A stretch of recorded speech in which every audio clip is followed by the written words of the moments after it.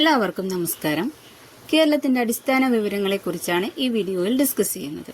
ഇനി ഈ വീഡിയോ കണ്ടതിന് ശേഷം നിങ്ങൾക്ക് ഈ ചാനലിന്റെ പോസ്റ്റിൽ ഇതിന്റെ എല്ലാം ചോദ്യങ്ങൾ പോൾസായിട്ട് ചെയ്തു നോക്കാവുന്നതാണ്. അപ്പോൾ ക്ലാസ്സിലേക്ക് പോകാം. ആദ്യം തന്നെ കേരളം നിലവിൽ വന്നത് അതെന്നാണ്? 1956 നവംബർ 1. കേരളം നിലവിൽ വന്ന വർഷം 1956 നവംബർ 1. ഇനി 1956 കേരളം നിലവിൽ വരുമ്പോൾ എത്ര ജില്ലകളുണ്ടായിരുന്നു? 5 ജില്ലകളാണ് ഉണ്ടായിരുന്നത്. കേരളം നിലവിൽ വരുമ്പോൾ, അതായത് 1956 നവംബർ 1 കേരളം നിലവിൽ വരുമ്പോൾ 5 ജില്ലകളാണ് ഉണ്ടായിരുന്നത്. ആ 5 ജില്ലകൾ ഏതെല്ലാമാണ്? തിരുവനന്തപുരം, കൊല്ലം, കോട്ടയം, തൃശൂർ, മലബാർ. ഏതൊക്കെയാണ്? തിരുവനന്തപുരം, കൊല്ലം, കോട്ടയം, തൃശൂർ, മലബാർ. ഈ 5 ജില്ലകളായിരുന്നു കേരളം നിലവിൽ വരുമ്പോൾ ഉണ്ടായിരുന്നത്. എങ്കിൽ കേരളത്തിൽ ഇപ്പോൾ എത്ര ജില്ലകളുണ്ട്? 14. കേരളത്തിൽ ഇപ്പോൾ എത്ര ജില്ലകളാണുള്ളത്? 14. അപ്പോൾ കേരളം നിലവിൽ വന്നത് 1956 നവംബർ 1 കേരളം നിലവിൽ വരുമ്പോൾ 5 ജില്ലകളാണ് ഉണ്ടായിരുന്നത്.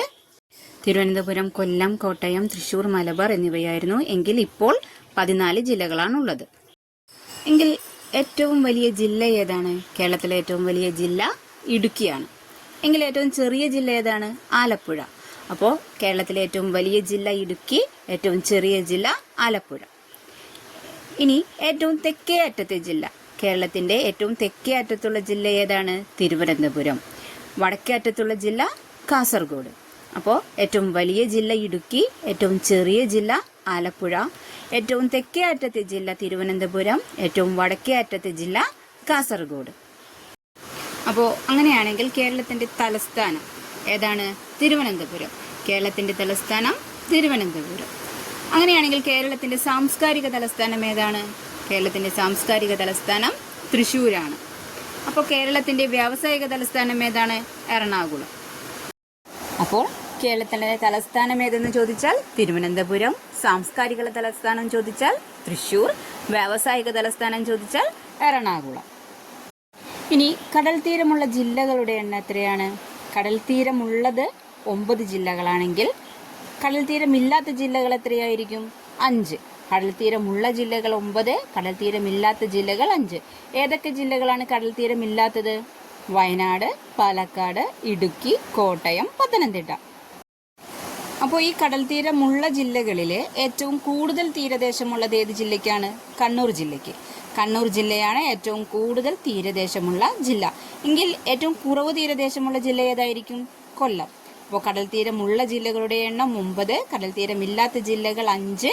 ഏറ്റവും കൂടുതൽ തീരദേശമുള്ളത് കണ്ണൂർ ജില്ലയ്ക്കാണ്. ഏറ്റവും കുറവ് തീരദേശമുള്ള ജില്ല കൊല്ലം ജില്ലയാണ്. ഇനി ഇന്ത്യൻ സംസ്ഥാനങ്ങൾക്കിടയിൽ വലിപ്പത്തിന്റെ അടിസ്ഥാനത്തിൽ കേരളത്തിന്റെ സ്ഥാനം എത്രയാണ്? 21.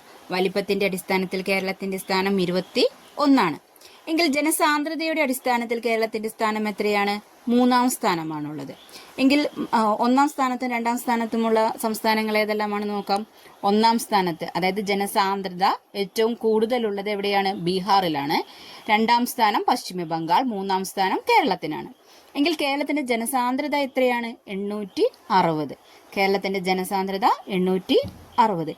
ഇനി കേരളത്തിൽ ജനസാന്ദ്രത കൂടുതലുള്ളത് ഏത് ജില്ലയ്ക്കാണ്? തിരുവനന്തപുരം. എങ്കിൽ ജനസാന്ദ്രത കുറവുള്ളത് ഏത് ജില്ലയ്ക്കാണ്? ഇടുക്കി. അപ്പോൾ ഇന്ത്യൻ സംസ്ഥാനങ്ങൾക്കിടയിൽ വലിപ്പത്തിൽ കേരളത്തിന്റെ സ്ഥാനം 21, ജനസാന്ദ്രതയിൽ കേരളത്തിന്റെ സ്ഥാനം 3. കേരളത്തിന്റെ ജനസാന്ദ്രത 860. കേരളത്തിൽ ജനസാന്ദ്രത കൂടുതലുള്ള ജില്ല തിരുവനന്തപുരം, ജനസാന്ദ്രത കുറവ് ഇടുക്കി ജില്ലയിലുമാണ്. ഇനി സംസ്ഥാനങ്ങൾക്കിടയിൽ ജനസംഖ്യാടിസ്ഥാനത്തിൽ കേരളത്തിന്റെ സ്ഥാനം എത്രയാണ്? 13. അപ്പോൾ ജനസംഖ്യാടിസ്ഥാനത്തിൽ കേരളത്തിന്റെ സ്ഥാനം 13. എങ്കിൽ കേരളത്തിൽ ജനസംഖ്യ കൂടുതൽ ഏത് ജില്ലയിലാണ്? മലപ്പുറം ജില്ലയിൽ. ജനസംഖ്യ കുറവുള്ളത് വയനാട് ജില്ലയിലുമാണ്. അപ്പോൾ ജനസംഖ്യയിൽ കേരളത്തിന്റെ സ്ഥാനം 13. കേരളത്തിൽ ജനസംഖ്യ കൂടുതലുള്ള ജില്ല മലപ്പുറം, ജനസംഖ്യ കുറവുള്ള ജില്ല വയനാട്. ഇനി ജനസംഖ്യ വളർച്ചാ നിരക്ക് ഏറ്റവും കൂടുതൽ എവിടെയാണ്? മലപ്പുറം ജില്ലയിലാണ്. എങ്കിൽ ജനസംഖ്യ വളർച്ചാ നിരക്ക് കുറഞ്ഞത് എവിടെയാണ്? പത്തനംതിട്ട ജില്ലയിലുമാണ്. അപ്പോൾ ഇന്ത്യൻ സംസ്ഥാനങ്ങൾക്കിടയിൽ ജനസംഖ്യാടിസ്ഥാനത്തിൽ കേരളത്തിന്റെ സ്ഥാനം 13. ജനസംഖ്യ കൂടുതൽ കേരളത്തിലെ ഏത് ജില്ലയിലാണ്? മലപ്പുറം, കുറവുള്ളത് വയനാട്.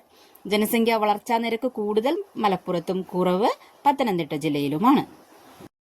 ഇനി പട്ടികജാതിക്കാർ കൂടുതലുള്ള ജില്ല ഏതാണ്? പാലക്കാട്. അപ്പോൾ കുറവുള്ളത് വയനാട്. പട്ടികജാതിക്കാർ കൂടുതലുള്ളത് പാലക്കാട് ജില്ലയിലാണെങ്കിൽ കുറവുള്ളത് വയനാട് ജില്ലയിലാണ്. അടുത്തത് പട്ടികവർഗക്കാർ. അവർ കൂടുതലുള്ളത് എവിടെയാണ്? വയനാട് ജില്ലയിലാണ്. കുറവുള്ളത് ആലപ്പുഴ ജില്ലയിലും. അപ്പോൾ പട്ടികജാതിക്കാർ കൂടുതലുള്ളത് പാലക്കാട്, കുറവുള്ളത് വയനാട്. എങ്കിൽ പട്ടികവർഗക്കാർ കൂടുതലുള്ളത് വയനാട് ജില്ലയിലും കുറവുള്ളത് ആലപ്പുഴ ജില്ലയിലുമാണ്. അപ്പോൾ ഇനി സാക്ഷരതാ നിരക്ക് അത് കൂടുതലുള്ളത് ഏത് ജില്ലയിലാണ്? പത്തനംതിട്ട ജില്ലയിൽ.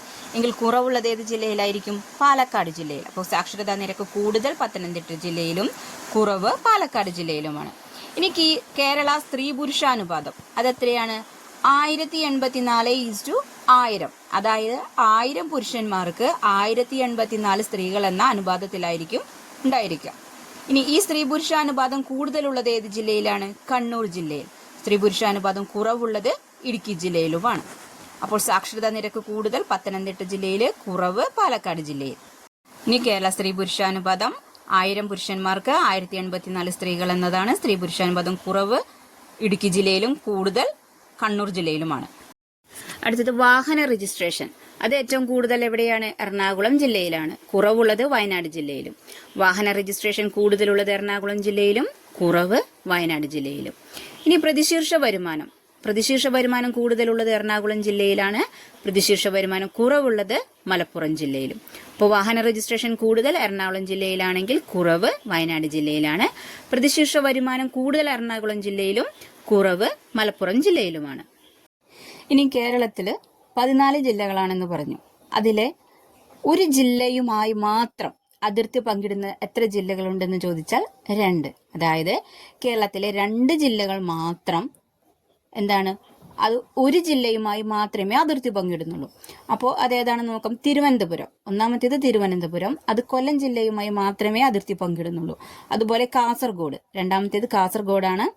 അത് കണ്ണൂർ ജില്ലയുമായി മാത്രമേ അതിർത്തി പങ്കിടുന്നുള്ളൂ. അപ്പോൾ കേരളത്തിൽ ഒരു ജില്ലയുമായി മാത്രം അതിർത്തി പങ്കിടുന്ന ജില്ലകൾ എത്രയെന്ന് ചോദിച്ചാൽ 2. അതായത് തിരുവനന്തപുരവും കാസർഗോഡും.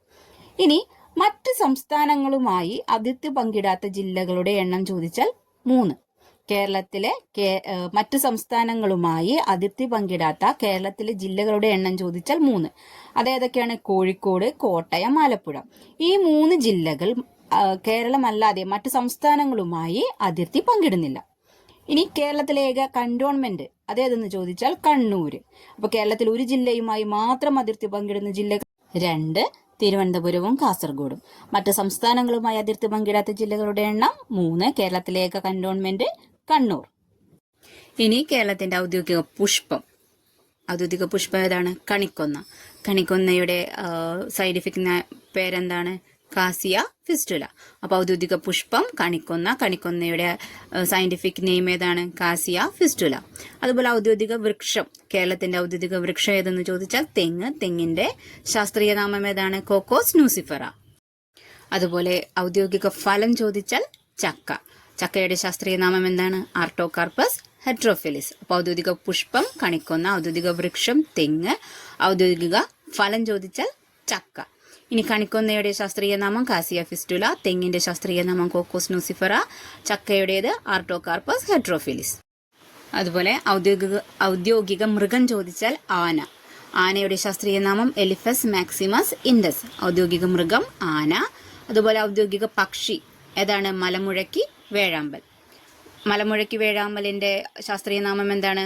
ബ്യൂസിഫറസ് ബൈക്കോർണിസ്. ഔദ്യോഗിക പക്ഷി മലമുഴക്കി വേഴാമ്പൽ. ഇനി ഔദ്യോഗിക മത്സ്യം ഏതാണ്? കരിമീൻ. കരിമീന്റെ ശാസ്ത്രീയ നാമം എട്രോപ്ലസ് സുറാറ്റൻസിസ്. അപ്പോൾ ഔദ്യോഗിക മൃഗം ആന, ഔദ്യോഗിക പക്ഷി മലമുഴക്കി വേഴാമ്പൽ, ഔദ്യോഗിക മത്സ്യം കരിമീൻ. ആനയുടെ ശാസ്ത്രീയ നാമം എലിഫസ് മാക്സിമസ് ഇൻഡസ്, മലമുഴക്കി വേഴാമ്പലിൻ്റെത് ബ്യൂസിഫറസ് ബൈക്കോർണിസ്, കരിമീനിൻ്റെത് എട്രോപ്ലസ് സുറാറ്റൻസിസ്. ഇനി ആന ഔദ്യോഗിക മൃഗമായിട്ടുള്ള മറ്റ് 2 സംസ്ഥാനങ്ങൾ കൂടിയുണ്ട്. ഏതൊക്കെയാണ്? കേരളം കൂടാതെ കർണാടകവും ജാർഖണ്ഡും.